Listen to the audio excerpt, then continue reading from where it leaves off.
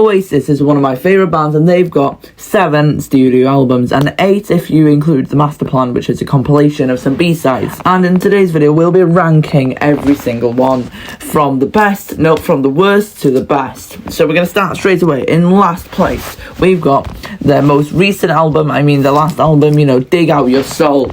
It was made in 2008, and it was a weird album. I'll be completely honest, most of the songs on this album were bad. I made a ranking previously of all the songs. There's about 100 Oasis songs on all the studio albums. Most of them didn't even get to the top 80, which is a bit of a pity, but 3 of them did. 3 of them were actually in the top 40, some of the best songs actually. And those were The Turning, I'm Out of Time, and Back It Up. So 3 good songs, the rest were quite bad. And yeah, it was a weird album, but it wasn't horrible, but yeah, it was definitely not close to be anything compared to the others. In 7th, because obviously we're including the Master Plan, so there's going to be 8 albums. In 7th, we've got Don't Believe the Truth, their second last album. 2005 brought us this album, Don't Believe the Truth. And it's got one of my favourite Oasis songs. I think 11th I ranked it. We've got The Importance of Being Idle, the best song from Don't Believe the Truth. And this one was very experimental of Oasis. In fact, the last 2 albums were definitely a very different style to what they usually do, completely different actually. And some of them did do well, like The Importance of Being Idle, Love Like a Bomb's alright, Turn Up the Sun's another good one, Lila's okay. There are some good songs on that album. It's just a bit inconsistent. A lot of the songs are a bit boring, and some weird ones like Mucky Fingers, I think that was one of the worst on the album. I don't know.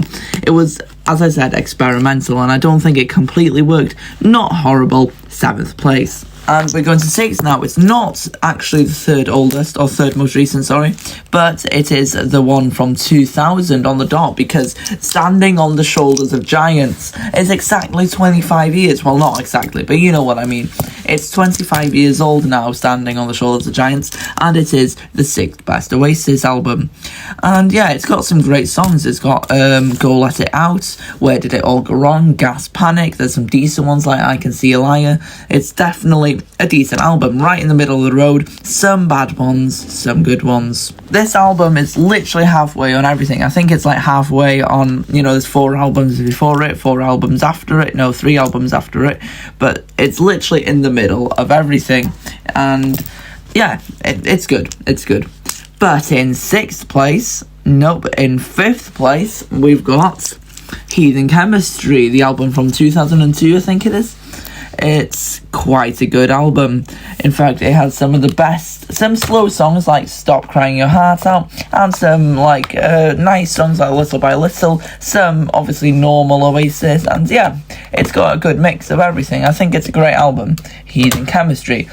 Now, it's got no bangers, I don't think, nothing the top 20 if I'm not mistaken, but that doesn't matter because it's a consistent album. It's just good. Yeah, good songs. Heathen Chemistry, yeah, well done, I guess. Okay, in 4th we're going into the 90s stuff, because all the top 4 are from the 90s. We've got Be Here Now in 4th. Now well, it is a song as well actually, but no, this album from 1997 is really, really good, with the 4th best Oasis song of all time, Stand By Me, on it. And it's got some other great songs like Don't Go Away, obviously a really famous one. There's some underrated songs on it, it's got All Around the World, It's Getting Better Man, Do You Know What I Mean, The Girl in the Dirty Shirt, My Big Mouth, Magic Pie. There's so many underrated Oasis songs on this album as well. Most of the songs are good. I don't think there's many bad songs on this album at all. The deluxe edition was solid. It was all a good album. Nothing was wrong with it.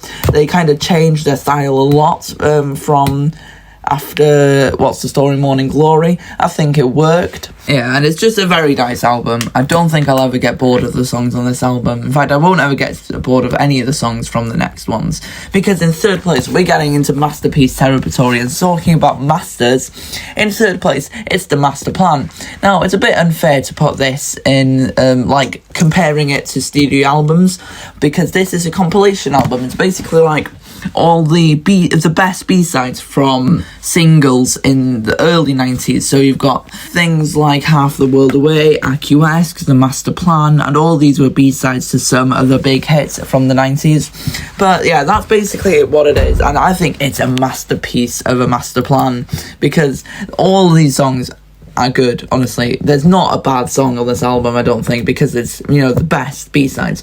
But it's so shocking how some of these songs are B-sides. Like, The Master Plan by a lot of Oasis fans is the best song they've ever made, and it was a B-side. And it's not my favourite song, but it's definitely top, I think, 16th I put it. Aquesque, I think I put 12th. Half the World Away is, I think, at 20th. There's some other underrated ones like Head Shrinker. There's so many good songs on this album, it's insane. I don't know how some of these could be classified as B-sides. Either way, it's a masterpiece of a master plan. I love that. Yeah, it's third place and amazing. And obviously we've only got two left. Definitely Maybe, their first album from 1994, and What's the Story, Morning Glory, their second album from 1995. These are both masterpieces. They are like some of my favourite albums of all time. Both of them. Both of them would be in the top 10 albums of all time for me. There's not a bad song on neither one. None of the songs on either one are bad. Like, that every single one is good. But which ones do I prefer on average? Do I prefer What's the Story, Morning Glory, or Definitely Maybe? Drum roll, please. What's the Story, Morning Glory is the best, because Definitely Maybe is in second. So let's talk about that one first. It's amazing. It's like a masterpiece again. Every single song is good. It's actually home to the best Oasis song in my opinion. Supersonic is my favourite, and although it has the first and second actually, and Liam Gallagher's favourite song, Live Forever, it is second for me. It was very, very, very close. But if we look at my Oasis top 20, 9 of them are What's the Story, Morning Glory, and 6 of them are from Definitely Maybe.